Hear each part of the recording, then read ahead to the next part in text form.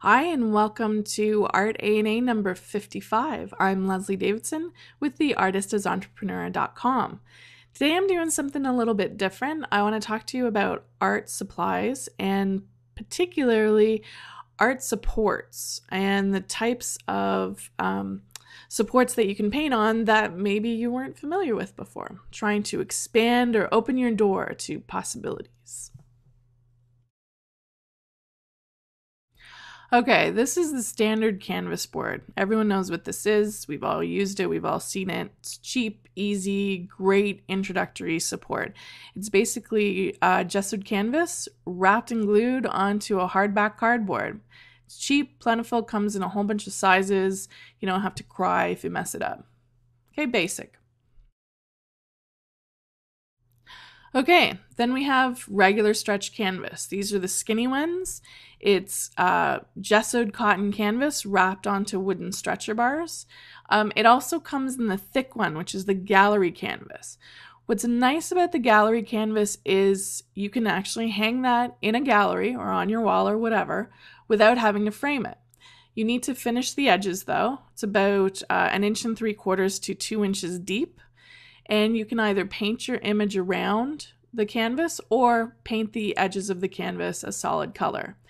And then, ta-da, Bob's your uncle, hang like normal, and you don't have to mess around with frames, which I love. So, gallery canvas, woo! We've got some interesting sizes as well that you can experiment with. There's little mini canvases. We've got in a 4-pack. There's a triangle pack and also a triptych pack for you to experiment with. So not just squares here. Well, I guess most of them are squares. Also a triangle. Ooh, there's also an oval as well, but just one size. It's 11 by 14. You can get rolled canvas by the foot as well, and this is especially useful if you need to roll up and carry your canvases from studio to home, back and forth, or whatever it is, or if you need to ship. You can paint directly onto the rolled canvas before it's been stretched and use it that way. And Kyle Clements does that. You can see here his piece is nailed or tacked to the wall. And this is great for artists who like to have a really hard surface and no flex that you can get from painting on stretched canvas. If you like the surface to not give any give at all, be really hard, this is a great way to go. And then you can stretch afterwards and hang your work. So we're most familiar with watercolor paper for watercolor. Ta-da! This is Cynthia Lu's watercolors, which are beautiful and I love. Lurvy, lurv, lurv, lurv. But you can use watercolor paper actually to paint acrylics and oil and pastel and all kinds of other mediums on, because watercolor paper, the good ones, we've shown you arches here, but the good ones are actually made of cotton, so it's not paper pulp, and cotton is really, really strong. So it's a great support. It's also archival.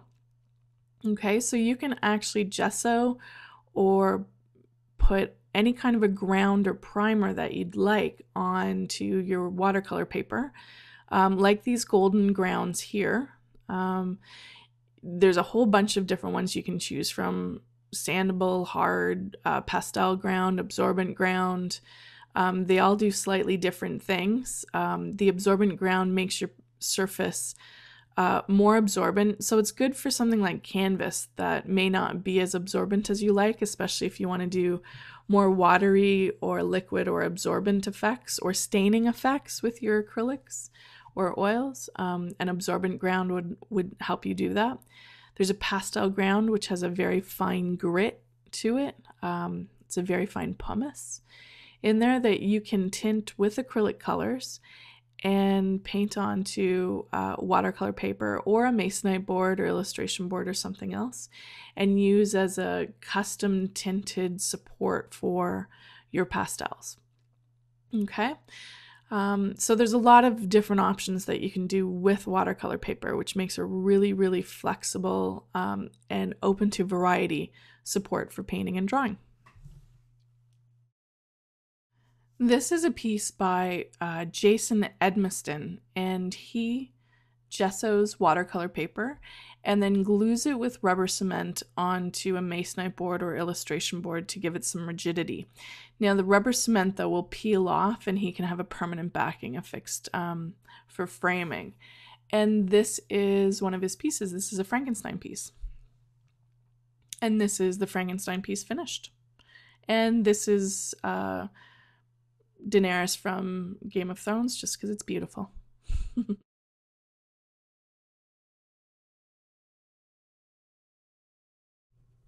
Golden offers up an introductory set of mediums, which is great because maybe you don't want to have giant bottles or 500 mils or 250 mil jars, and you just want to experiment and see what it does so that you can decide whether you want to try it.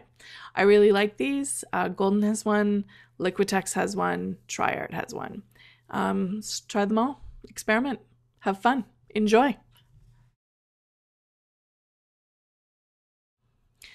These are coarse, well, not coarse, but these are the pumice gels that you can add to a support either on your canvas or a illustration board or a watercolor paper or a masonite board or a wooden support. You can mix these with acrylics to color them and tone them, and then use them for painting or for pastels.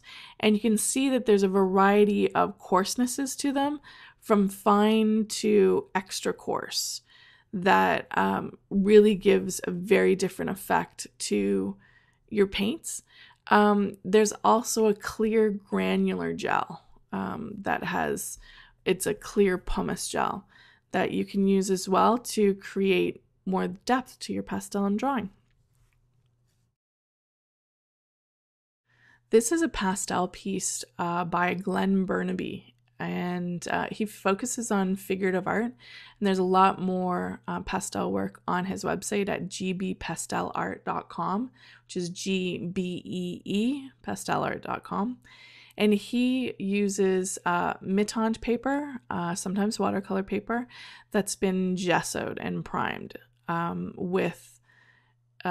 sometimes with fine pumice gel, other times with pastel medium, but he does tint it to replicate oftentimes a burnt sienna or a brown, a neutral brown, warm brown kind of a tone, and that's what he uses to paint. Canson came out with these artboards probably a couple years ago, but they're pretty good, pretty ballsy. My favorite was the Comic Smooth illustration board. It was totally smooth. It was fantastic for drawing and inking on. It would also take watercolor really well. There is also a watercolor board. These are 16 by 20.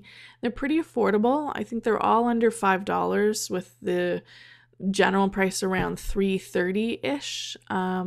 Lots of variety, really good board, nice support. It's another option for drawing and painting on.